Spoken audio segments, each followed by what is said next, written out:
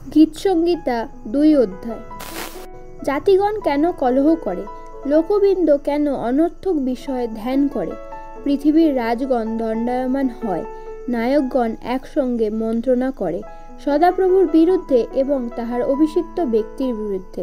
বলে, আইসো, আমরা উহাদের বন্ধন ছিঁড়িয়া ফেলি, আপনাদের হইতে উহাদের রজ্জু খুলিয়া ফেলি।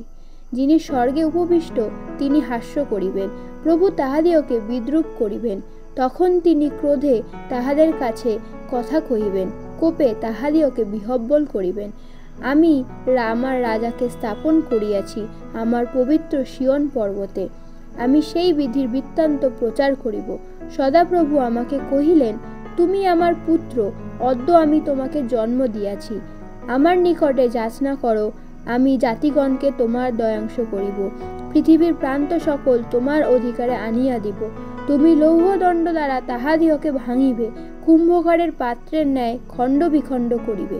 অতএব এখন রাজগণ বিবেচক হও, পৃথিবীর বিচারকগণ শাসন গ্রাহ্য করো।